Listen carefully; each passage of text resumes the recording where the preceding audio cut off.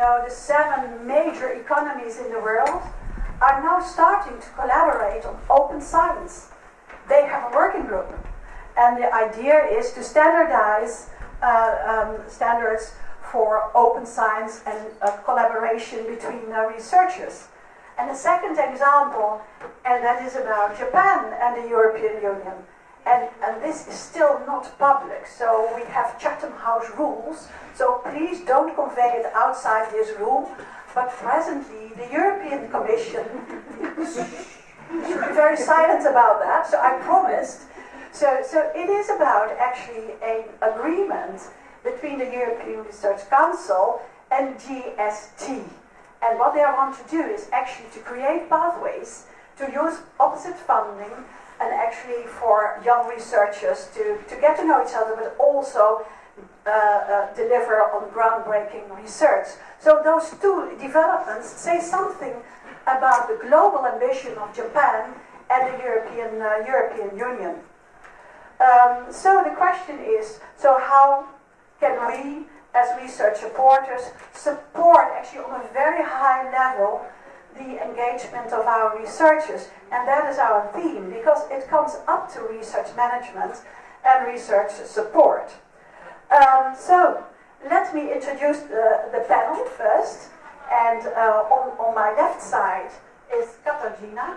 And Katarzyna, very much welcome you. She is Deputy Director of the National Contact Point of Poland.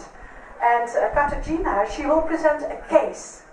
And her case will be about the region and the specific position of Poland as an intermediate between Northwestern Europe, South Europe, and the Eastern European countries and the neighboring countries.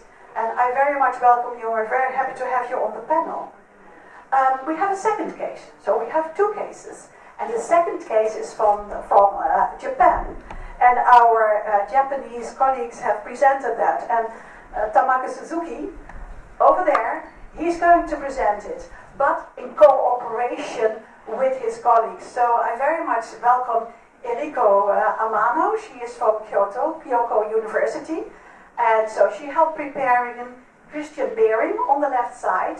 He is from Osaka University and also prepared and put input into the presentation. And Yoshiyuki Shirakawa, just in front of it, he's from Waseda University. And Waseda University is a private university, well established in Tokyo. Then we have a third presentation, and that is from Olga Gritsai. Olga Gritsai is from the University of Amsterdam.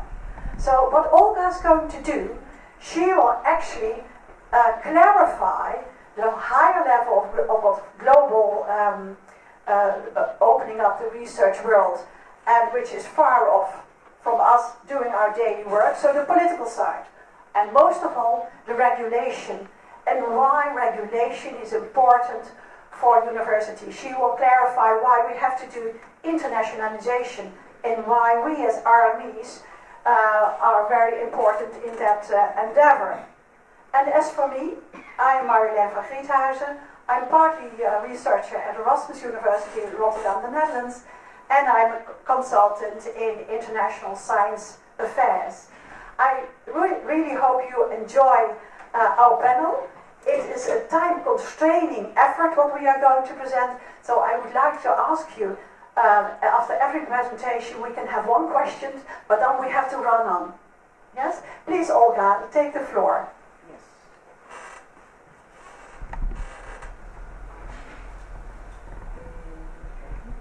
Right. Yes, okay. I'm very glad to see you all here. My presentation is basically, it consists of 2 parts. One is to give a sort of a theoretical background about the concept of this session, and second is to tell a couple of words about our position about this problem, so about the University of Amsterdam, how we see this. So the title of the session is Globalisation and Competitiveness. And the background idea behind this is that to be competitive in the modern world, universities have to perform well internationally. I think it doesn't have to be explained. But there is an important issue which is sometimes confused, is that there is difference between internationalization and globalization of research. So they have common direction, but they understood differently in terms of goal approaches and limits, especially by policymakers. So internationalization is just going beyond the national boundaries with what you are doing and what you already have. Globalization is a much deeper process. It's being internationally engaged and recognized. So this is being really, really involved. In this context, I wanted to direct your attention to an article, which in fact was the inspiration for this session, at least for me. The article was published in Nature half a year ago, just when we were planning this. And the title of it is Open Countries Have Strong Signs. The two authors, one from the United States and one from European Commission Research Center, tried to look how the openness of different countries, they were making research in 36 countries, influences their impact in science. And openness, I don't go into details about methodology. They measured by combining international co-authorship and mobility of each nation's research workforce. So what they found is that, first of all, that public funding on research and development does correlate with the number of publications, of course, but definitely not directly with the impact. So you can publish a lot, but it will not be seen, and it will not have impact to make your science strong. The second conclusion was that nations with more scientists coming in and going out produce papers that are more highly cited. And their conclusions was that governments and policymakers should seek to enhance impact by prioritizing international exchange. So here comes the most interesting table picture from this article, where they categorized countries by subdividing them into axes. So openness is horizontal. It's a combined index made of publications and mobility, called international publications and mobility. And the second one is impact. It's mostly about citations. So they work together with Elsevier, which has a big database of citations. And so here we go. So we see that in terms of number of publications, United States and China are far the biggest producers of publications, but it doesn't mean that both have an equal impact on this number of publications. So United States has much more, China has much less. Generally, very interesting subdivision by quadrants, because we see that most of the European countries are in the upper right quadrant with high mobility, high openness, and high impact. There is a couple of countries with high impact but less mobility, like the United States. But also most interesting is the lower quadrant, and where we have China, Japan, and South Korea. Surprisingly, South Korea wrote the authors because they expected it to be more internationalized, but only 15% of papers from South Korea are internationally co-authored. Here we also have BRIC countries, Brazil, Russia, again China, and a lot of countries from Eastern Europe. So my guess would be, it's my hypothesis, that one of the factors, maybe not the only one, definitely not the only one, but one of them, these are countries where a lot is published in the local language, and so this hampers, of course, international exposure. So that's why we have chosen 3 case studies, which are from different sites. So the University of Amsterdam is upper quadrant. It's highly internationalized university, they're high profile, with a big number of international students, researchers, and PhD students. Almost half of them are international. Number of publications, international co-authorship is 54%, very high. And we have orientation in the global labor market, incoming and outcoming. So the problem in our case is mostly to get international top talent, and the keyword is here top. And the challenges is, we, as the university sees them, is more on the side of integration foreign students and stuff, and keeping the balance between programs in Dutch and English. I can tell more during the discussion, but that's where we stand. Well, thank you very much, Olga. Katarzyna, may I invite you? Yes, of course. And Katarzyna will present a case on Poland, and we'll go into some of the questions probably Olga has raised. Thank you very much. First of all, thank you very much for this invitation. It's really a pleasure and also honor for me to take part in this session.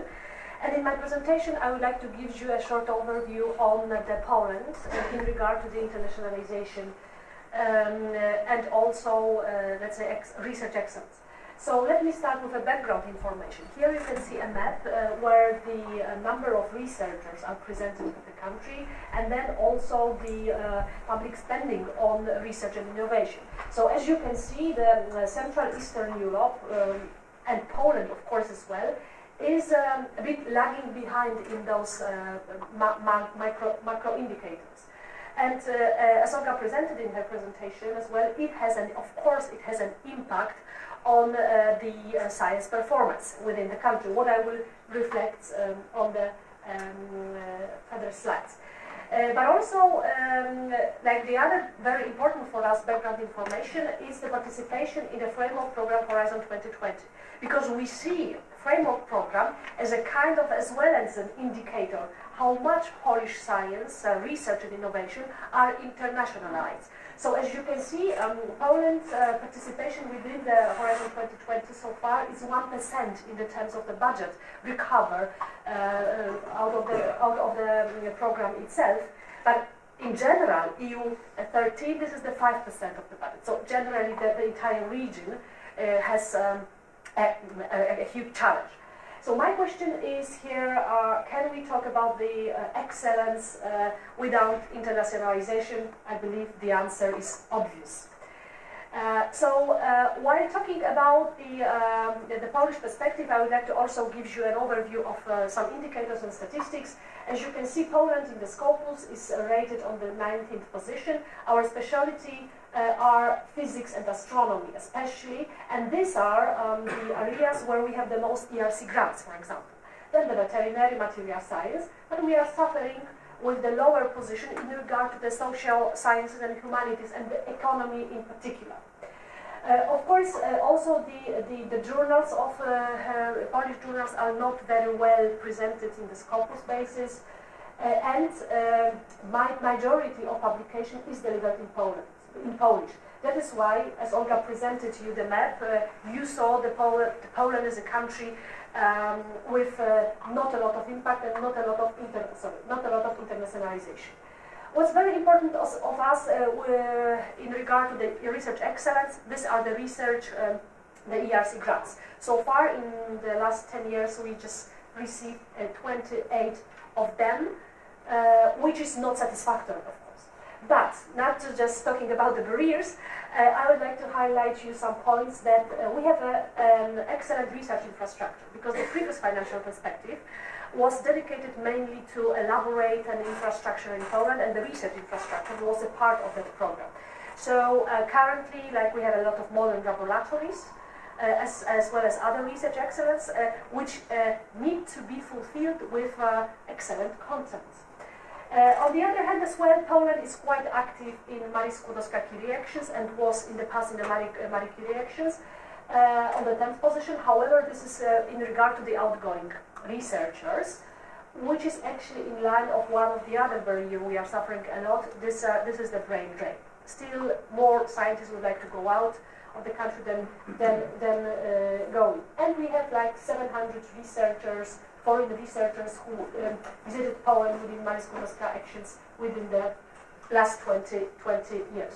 So this is about publications. It's very true. You see this violet color, it reflects the publications in Polish, and the majority is in Polish, apart from the natural sciences, so where we are stronger, so the economy, so the physics and astronomy, so you see already the correlation, I would say.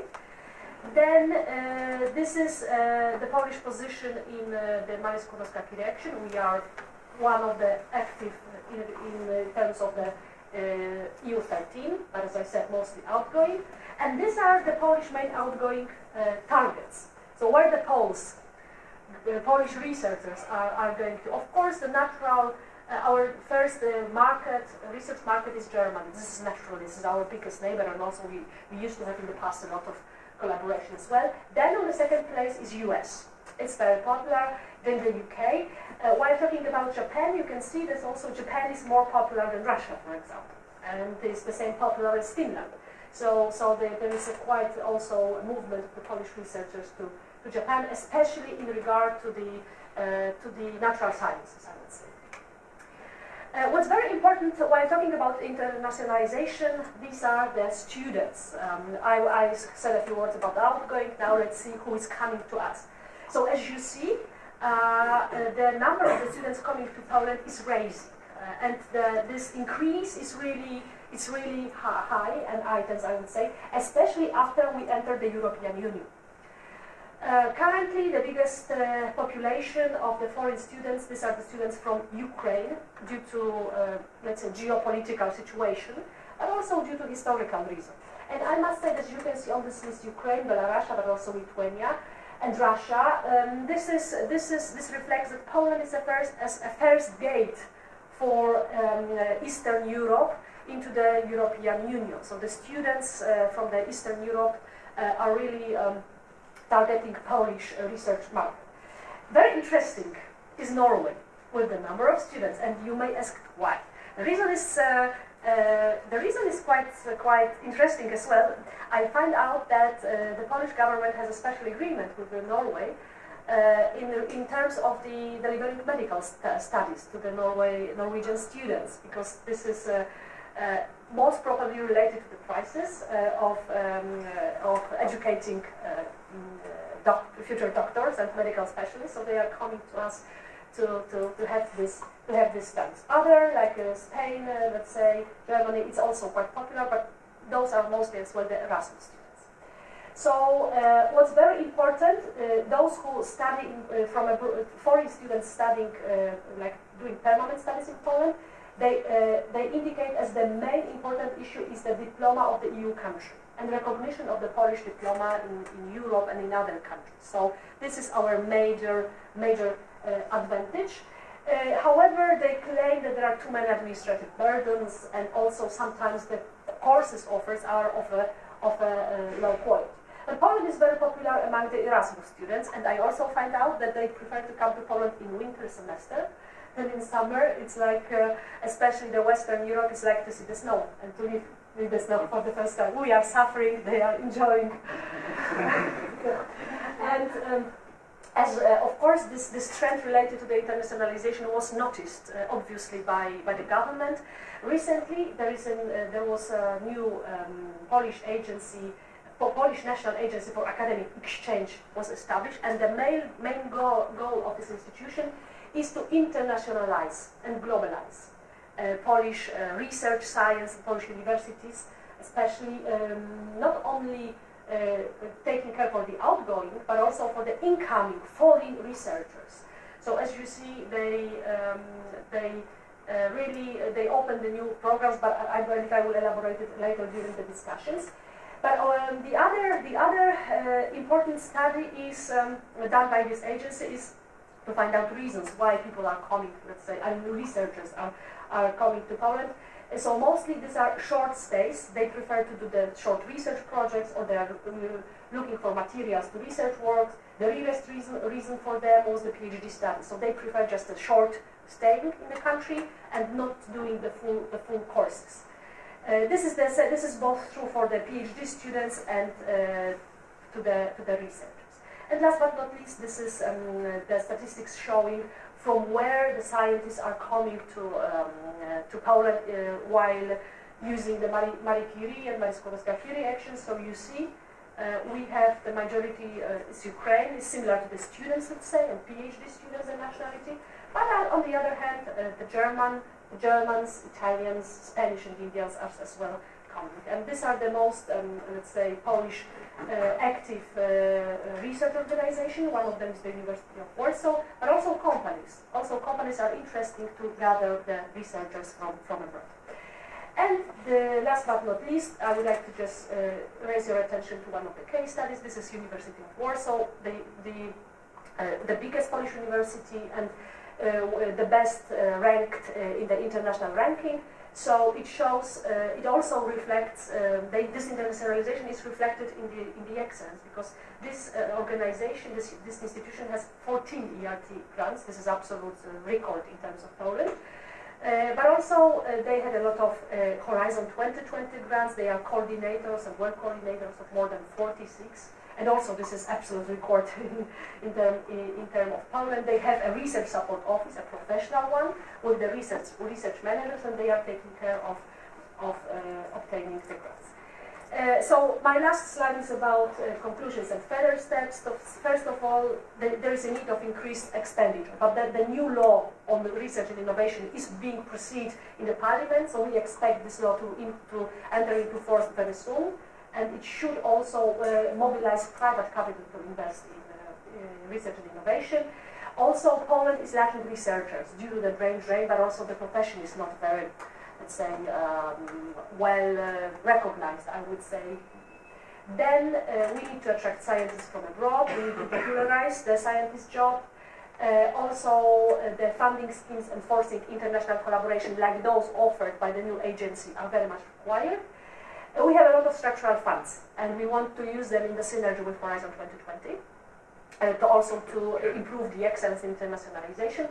And last but not least, Ministry indicated the need that the research manager should be in every research center and the organizations dealing with research, because it's really let's say, foster the process of obtaining grants and the internationalization. So I think I managed. Thank you very much. I think we have just time for one question, an urgent question. I don't think there is presently an urgent question, so we keep it until later. Thank you very much, because it was impressive to see how, from a governmental level, mobility is seen as an asset to society, but also the role of our RMAs. Tamaki, welcome. Tamaki is going to tell us about the structure in Japan and how they support researchers. And what he will explain is that, like in Europe, there are many ways of dealing with research support, and he will go into the mobility question as well. Please go ahead, Tamaki. Yeah, thank you for inviting me to this presentation. It's a very honor to explain the situation of globalization in Japan. And I'm from Kyoto University, but it's a joint collaboration with Osaka University and Kobe University and Master University, sitting all the colleagues right over there. So my presentation, at the beginning, I will show about the situation of globalization in Japan, and the later half, I will explain maybe the major challenge of Japanese RMAs towards internationalization of universities. Well, I decided to pick up 2 points. But one is about it is a kind of the common situation that the international share of top 10 regional publication is now decreasing, and the other point is international mobility of researchers and students still remain at a low level. This is the kind of caution and discussed from the task force meeting of the next Japanese government. And this situation is very, I hesitate to say, but in the very contrary situation it's against Europe, because thanks to Horizon 2020 and the European strategic policies, and in the EU it has high rate of international course of papers and also high mobility and both researchers and students in Europe. Then we are widely recognized that we Japanese university have to internationalize the research collaborations. I mean, the international collaborations, attracting talented world researchers from abroad is it. And on the second point, the research environment, including some matching fund opportunities or enhancing networking with universities. And then, especially target on the young researchers, they need to get more experience from and even from the BA and MA PhDs and long years capacity development process. And this is a very essential point for getting a future collaboration with international teams. And also, Japanese researchers are encouraged to widely and more deeply involved in the scientific cooperation for SDGs, like global issues. Also, this is this program is not only for developing countries. Even Horizon 2020 or India, between Japanese and EU core, we can find a common, very important field of objectives concerning SDGs. This is now the kind of global importance and growing importance of internationalization in Japan. And also focusing on the mobility of researchers. So this is quite just at a look of how much number of outgoing researchers from Japan and also incoming researchers to Japan. So I have to emphasize that both short-term stays and going and also incomings are growing and growing. Probably it's thanks to the wide variety of funding programs. However, the mid-term stays I think remain stable and since the beginning of 2000 year. This is one situation I have to emphasize. And also the average of percentage of overseas researchers in Japan, it's quite even still low level at 5.5%. Even so, we make a lot of challenge to attract European and foreign researchers and try to develop research environment. However, the situation in Europe is generally more than 10%, and overseas I think more than 40% PhD students are from international students. But this is what I have hesitate to say, but this is the situation now in Japan. Then next slide, I want to show why Japanese researchers choose Europe, especially in relation with European countries. And then Japanese researchers has historically go to Europe and for the research excellence, or networking with international team, or participating in the conference, etc. And the middle term and long time stays have them.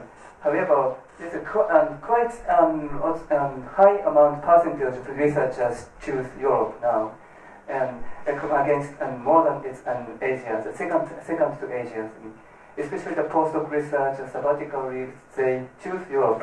And for example, the Germany, UK, France, these three countries are major destination. And also, why European researchers choose Japan?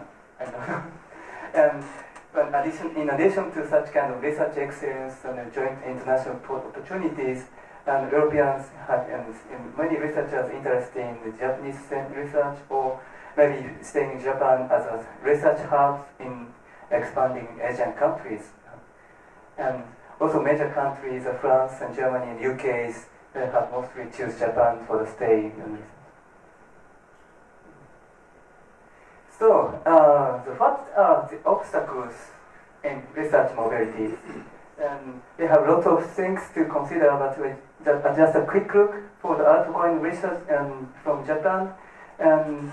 First, getting grants or academic paper writing in English. Networking with top researchers, this kind of research collaboration is maybe first of the obstacles to get over it. And the second obstacle might be research environment. They have even in private universities, they have a lot of teaching duties. This is one of the aspects. And also young researchers and postdoc, we need to more emphasize the chances to go abroad.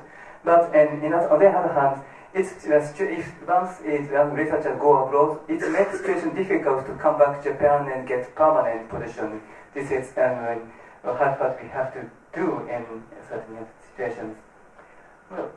So about incoming to Japan, and also the similar situation, it needs the lack of grant, and also the grant application in Japanese funding agency might be sometimes very difficult if you are not familiar with Japanese university systems. And also language issues are crucial things. Some universities try to offer the environment and even administrative point of view and English, but the other university are not so much.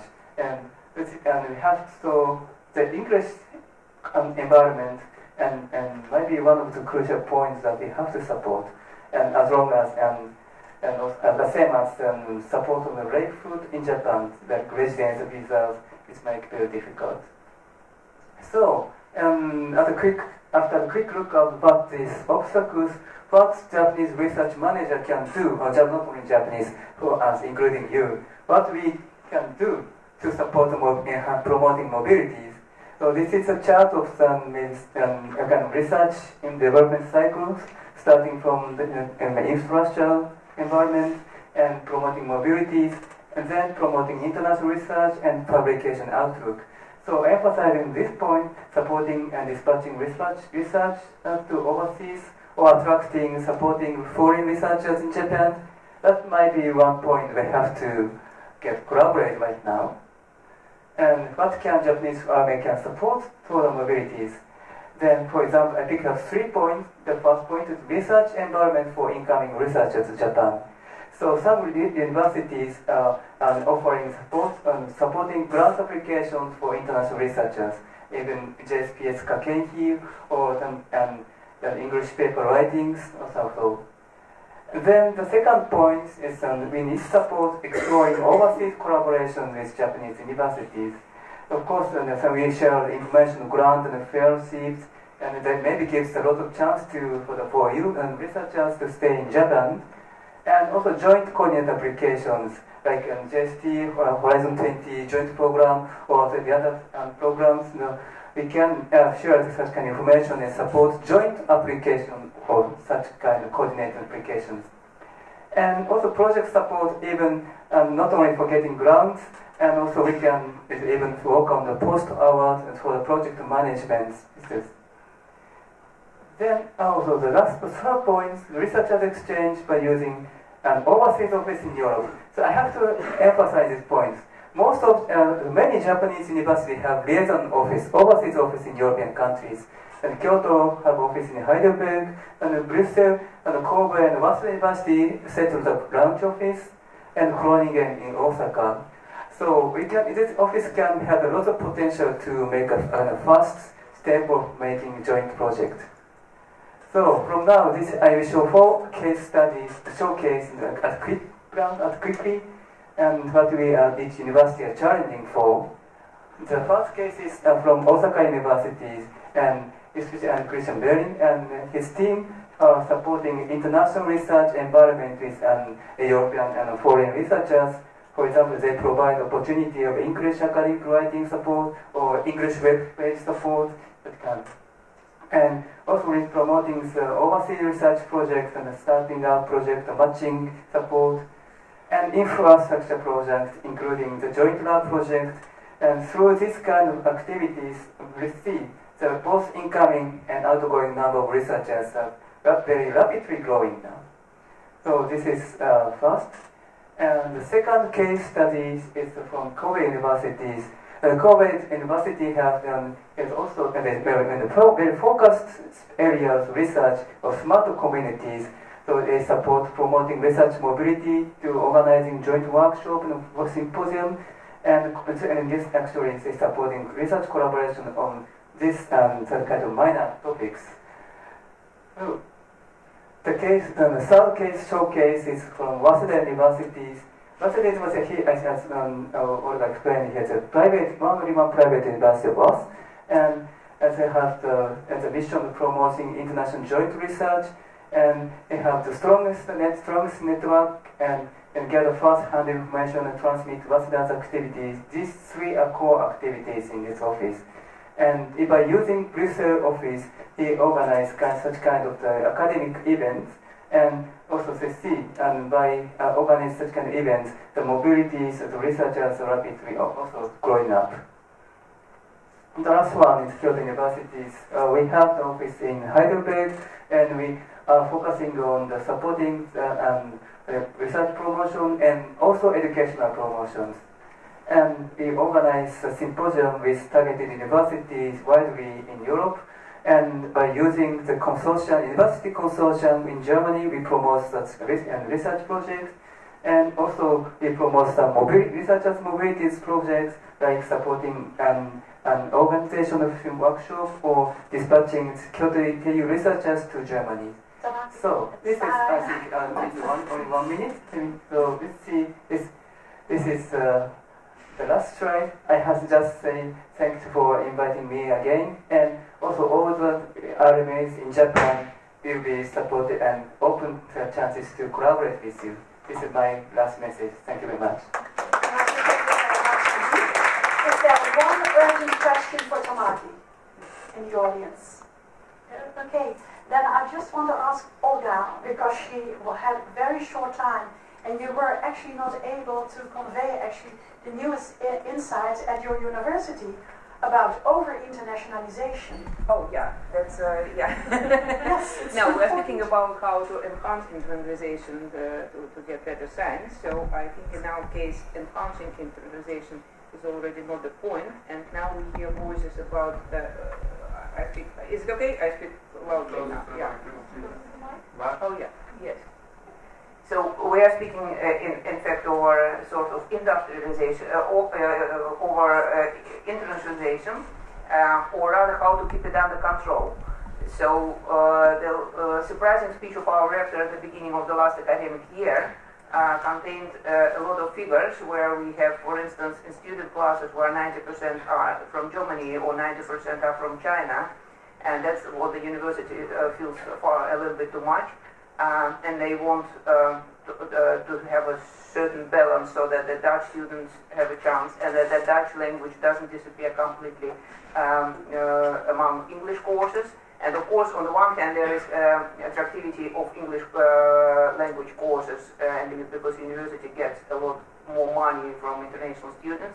On the other hand, it of course disturbs the balance. But so that's one challenge, and the second challenge is that a lot of international researchers or students are in fact not integrated in environments, local environments, so they are still among each other.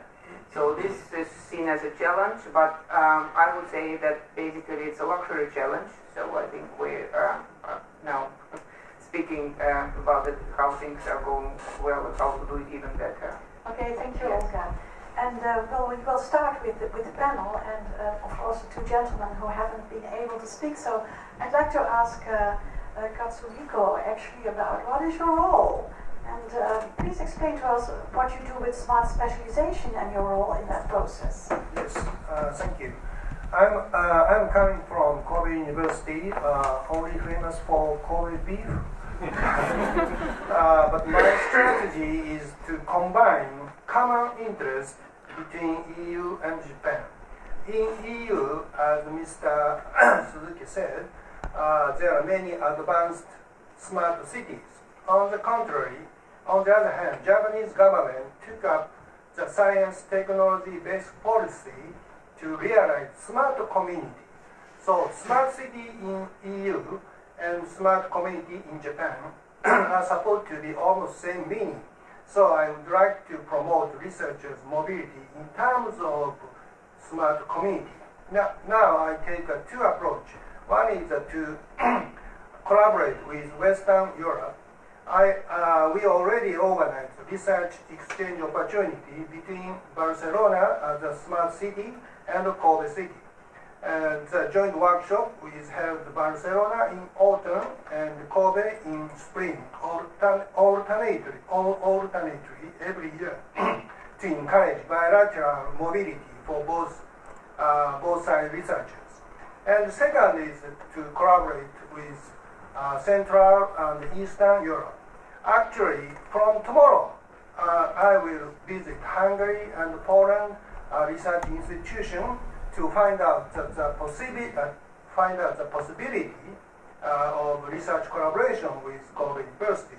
So I aim to enhance research capability by diversity of various regions in Europe. Thank you. Okay, thank you.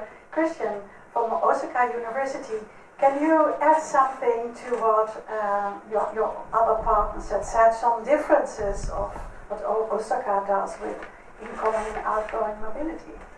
Yes, in the case of Osaka University, I find that it has been difficult to make a sort of a long-term strategic goal, and we're in the process of doing so actually, so that's light ahead, I think. And what has been particularly difficult is like in the case of Kobe University, where they have the smart city primary goal set for them. We do not have that sort of specified grand challenges like they have in many universities in Europe.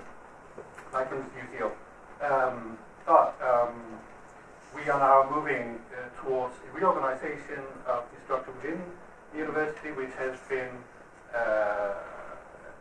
been promoted by the government. So the large universities in Japan, they have been reorganized to prepare themselves to make their own money in the future, because money will be shorter and shorter. And so to do that, we have basically set up some new think tanks and are going to work more proactively with the surrounding society. Okay, thank you. Then there is also the question, we have that in our European universities as well. What is your role as a research manager or administrator? Do you wait until a researcher comes to you and say, I want to do something on mobility? Or is it that you have a strategy installed? For example, that you contact RMAs around the world. Who would like to answer that question? Maybe I start Yeah. for warming up. So we use both, in fact, but even more we use the third approach. And the third approach is that when, for instance, the dean of the faculty calls me and says, I have a couple of very interesting top researchers, how can we get them through the grant scheme, can you talk to them? So which means that we get the talents through, to the university through this grant scheme. Of course we also have people who are coming and want Marie Curie, of course we also support something else, but this is the main thing which is crucial. Okay, Tamaki, do you have something to add to that? Yeah, I have to add maybe 2 points, but Olga says I think his first point will be promoting mobility chances. So as an RMA, we need to spread more information and funding chance to the European and researchers to going abroad, also inviting researchers from European countries. And the other point is also we need to prepare kind of environment of supporting mobility and enhancement of mobilities. And especially the Kyoto universities, we have started kind of the trial program for dispatching young researchers to European countries. It is we are calling the IDA program. And in 2017, we dispatched 4 research groups to Germany and support the first 8 kind of organizing the networking, or maybe have a chance to get to know with European researchers. That might be one beginning, very good starting points to develop for the future research collaborations. So that is my point to add. Okay, Katarzyna, can you tell something about the ideas of Polish government on supporting incoming outcome mobilities by supporting research administration? Yes, I will start my intervention with background information. Recently, Polish government decided for the first time, for example, to analyze the barriers which are related to the participation in Horizon 2020, which means as well internationalization.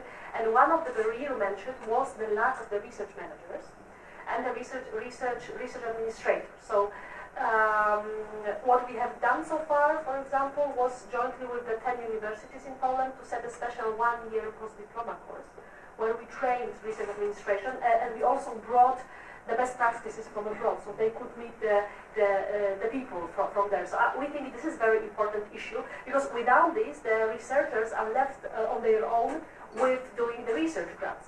On the other hand, it's very important as well for the Polish government currently to bring the researchers and from abroad. So, as I mentioned in my presentation, there is this new agency for the academic exchange, and the first program they opened is targeting Polish diaspora.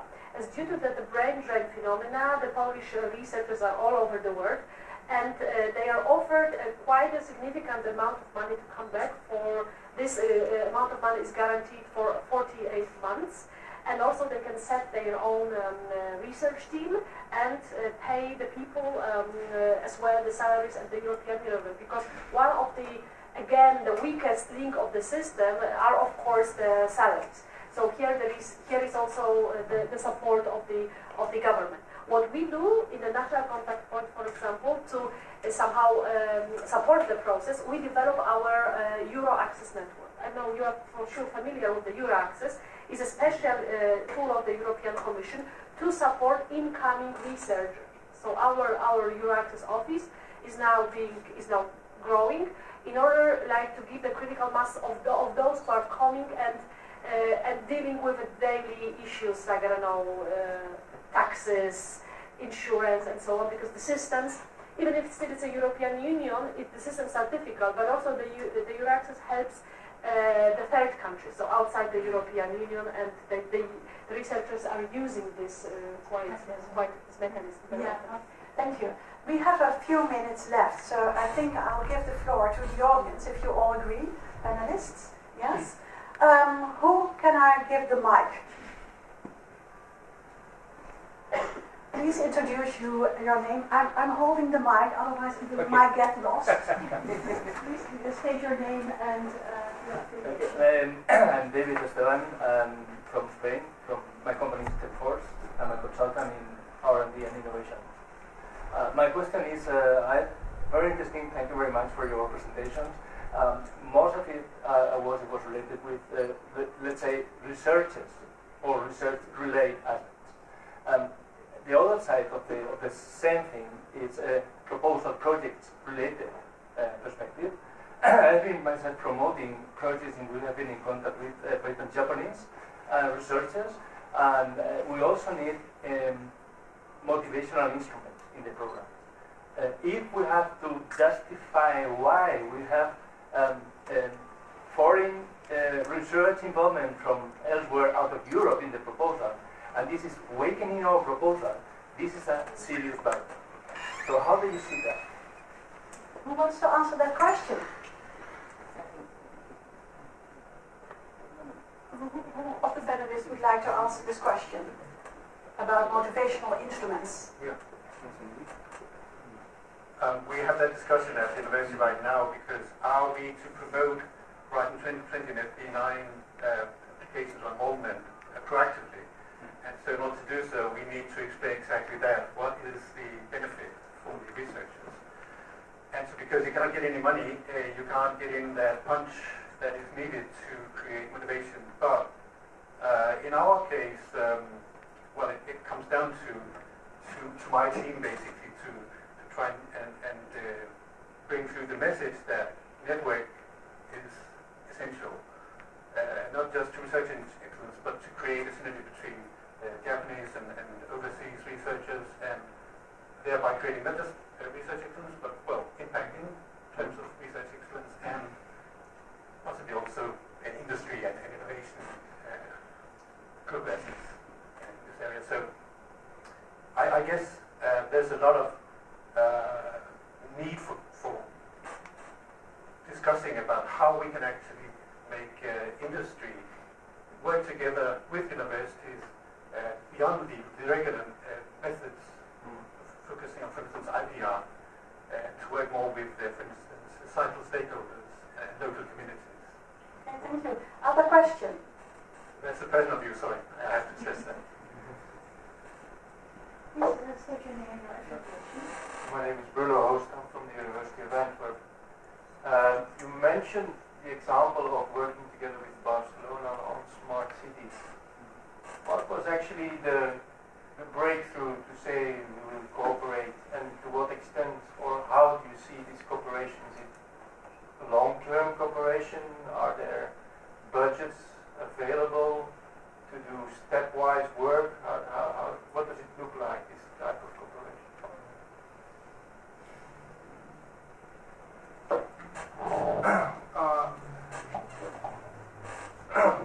First of all, I have a close friend in Barcelona, so it just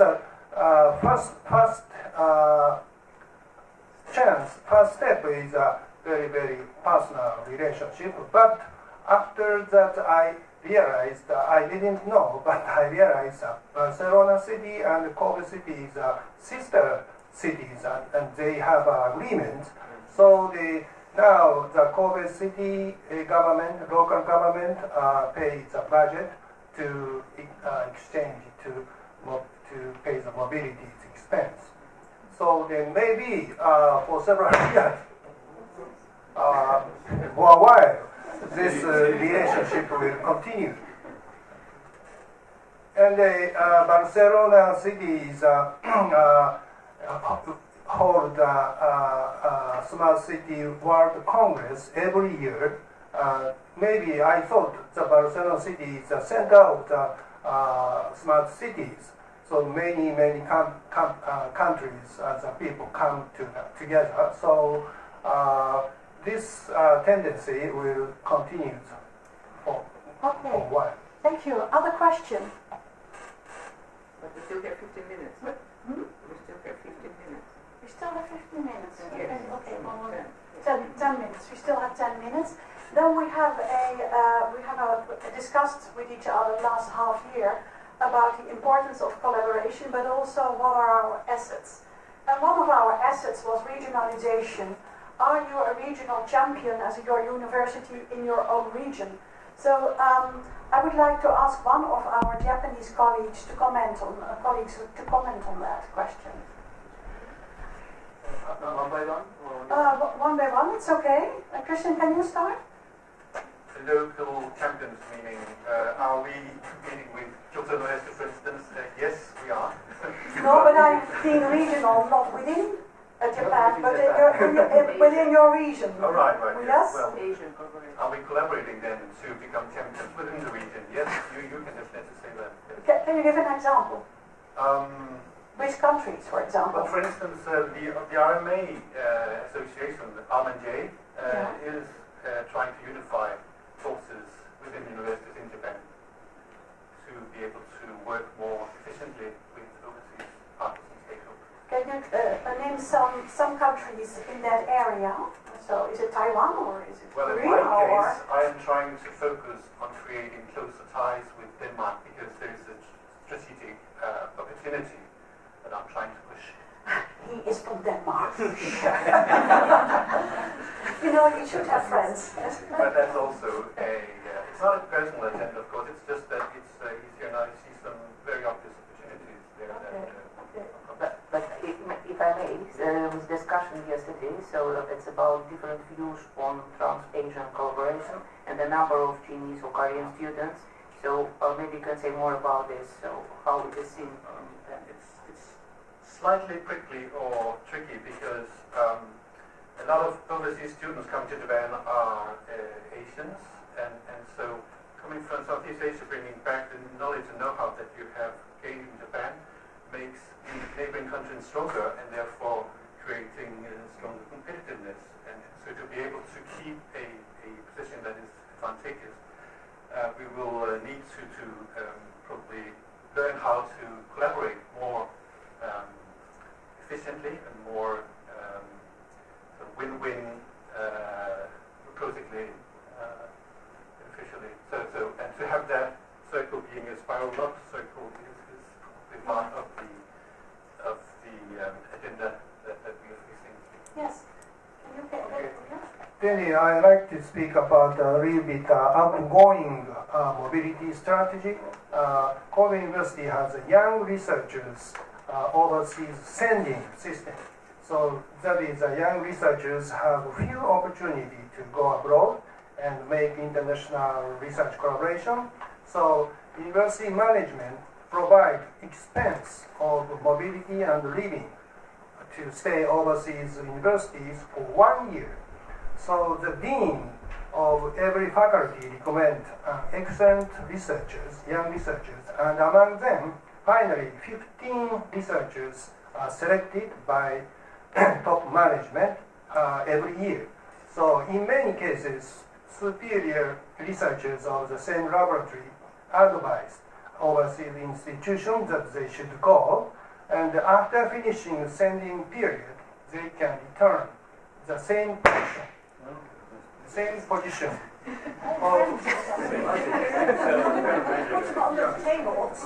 Same position of laboratory and required to write co-authored paper by making full use of international human relationship, human network, and acquired as a most valuable asset of overseas sending system.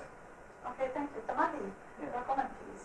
Yes, I think you might make me a comment about regional collaboration in Kyoto. As I mentioned at my last slide, we have the two liaison office, overseas office. The one is ASEAN, Bangkok, and the other one in Heidelberg in Germany. Especially ASEAN countries, we have very, very close collaboration and long history, more than 100 years history of collaborations. And So we have also training for them global research issues like anti-disasters or projects or some energy projects. That is kind of sometimes these topics are very closely related to SDGs or somehow the topic of Horizon 2020. Or we can open this possibility in a researchers network, provide researchers network to all of you who are participating in this conference. And this is how research manager can do support for the researchers' mobility and run the project. In terms, not only for, we also have the liaison office, and by using liaison office in Germany, in Heidelberg, we can also get in touch with you and again, starting point of getting researchers help in Kyoto University's strong research field in ASEAN countries, not also African countries too. Okay, thank you. Then I have another question for you. Do you consider, but I just want to put this one, just one moment. The question is, where do you put your emphasis of your work?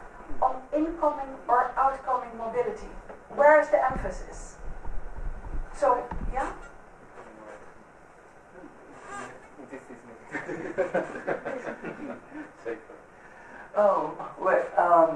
Well, I have to explain that we have the URL organization teams in Kyoto is very wide. Some teams are dedicating for working on and providing good and better environment for incoming researchers to Japan. But my major work is more than that, and I think outgoing much more than the incoming. Okay.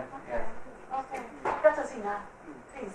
I think it's very interesting what you have said, because I believe that currently the challenge actually with our region is to increase the incoming mobility.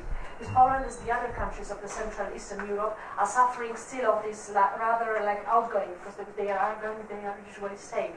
So once again, example in Poland is that there are special schemes supporting financially those universities who decided to recruit and hire researchers from abroad, so they can have an extra money. And of course, on the other hand, there is this systematic approach and the demand offered by the national government, but as well universities itself or research institutes itself, they develop their own incoming programs where they also offered some extra conditions, especially in terms of the finance, for the researchers who decide to come to the institution and perform research. So there are like several benefits, I must say. Okay, thank you. Did these answers raise some questions by you, the audience? Is there still a question you would like to ask them, because you have the opportunity now? Marjolein, can I state the Osaka case in this? Yes, yeah. So I just want to mention that with our university, we have an internal program that we call the International Joint Labs, and the purpose of that program is to invite overseas researchers to form a research group on campus. So while it is a link that is established outwardly in the sense that it allows our researchers also to go that way, we allow researchers from overseas to come and bring their students to work with us for a month, a year. So it's a 3-year program, and to be able to keep that going, we have an employment system, a dual a correspondence system, we call it. It's a secondment system that allows us to employ overseas researchers and to hopefully in the future develop our internationalization strategy far more efficiently. Okay, thank you, Kristian. Yes? Of course. Actually, I have a question regarding my name is Abir. I'm from KAUST University in Saudi Arabia. The question is regarding, because actually in KAUST we have perhaps the other way around. We have almost 99%, let's say 98 to maybe 95% of the student body and faculty from international region. So the question is, how do you balance sustainability versus, the benefits that you come from internationalization? Who would like to answer that question? Would you, Olga? But then what do you mean as sustainability? So, for instance, like I think you mentioned something regarding the risk it poses on the Dutch language and all of these things. And also in our case, perhaps sustainability of the continuity of KAUST as a university. It's a young university. It's easy to attract people from outside right now. We have funding for that, but eventually we will have to rely more on local and national, or perhaps maybe regional science. So I don't know. There is always this risk between too much of a good thing is not necessarily a good thing. So, It's a question of balancing. Yes, it's a balancing act. Well, I think in our case it's a little bit different situation because it's a state university, so we have already international reputation, and if we just keep it, so it will be okay. And it looks like we're even getting more international students after Brexit because we have a lot of English language programs. Practically everything is now backed up. All courses are increased, and the Dutch version and the English version. And sometimes I look at the floor where half the floor is speaking English, half the floor is speaking German, so you never know. Now we have also a couple of Spanish-speaking people, so this is going on. In fact, so I don't think that this would finish in the coming year. It can become even more problematic, but this will stay. But about how to handle this, so the university is indeed very much concerned how to make people more integrated into the environment. They call it soft landing. It's in the strategic document for internationalization. It's about both students and it's about researchers. There are also courses to study Dutch language, but it's not that. It's about multicultural dimension to a large extent. In fact, I personally, I don't agree that too much courses in English is wrong. I think that it does university a lot of good, but the outcry comes mostly from the side of humanities, where everything is more national. So we see that here is a little bit of a political discussion, and also about the proportion that Dutch students have less chances to get there to the university than international students. And here we come again to the question of competitiveness. I think for competitiveness is exactly good. So I disagree with my university about this point. Okay, thank you. Two key messages, Kristian and Katarzyna. Can I ask you to give the audience a key message before they leave and go to their other discussions? Yes, so I believe that international collaboration in terms of research is crucial. Because if we stick just to within the European Union, we are losing a lot. We are losing the diversity and we are losing the potential. So my key message is as well targeted not only to encourage all of us to the international collaboration, but also to indicate the European Commission while designing the 9th framework program that the international collaboration should be embedded to a much larger extent than it is currently in Horizon 2020, because we are losing. And then also it's very important for national and regional authorities to take this perspective into account. And last but not least, also the level of the institution should take into account as well the international perspective and having the whole world behind. Yes, and from my point of view, from the Japanese point of view, I think it is very important for us to stress that there are huge possibilities to be obtained in tandem, in collaboration with us. In many ways, in Japan, we are feeling that we are in fierce competition with other Asian countries, of course, and so it's important for us to stress that we believe it is important and essential that differences can be used for promoting further collaboration if we are able to continue communicating about how to use our forces and to join forces. Okay, dear panel, thank you very much for your open and frank answers. Dear audience, thank you very much indeed for being here and giving us some questions and food for further thought. I think personally that globalization and competitiveness is actually our main topic, and what we have seen actually the diversity of of ways in working of their RMAs in contrast with their with regulations there, but also on the institutional side. From the Commission, there are differences, and what we see is that Japan has similar issues to do. Thank you very much indeed, and be aware of it that all our slides will be on the EARMA website. Thank you very much. I have one last thing I'd like to say to you all. We would like to act as bridges to Japan, so you can contact us on the mails that were in the last slide. So please. Thank you. Then we will be available, of course, so we'll be able to give you more answers if there's a lot more interesting.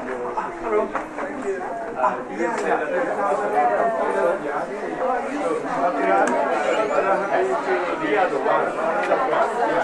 you.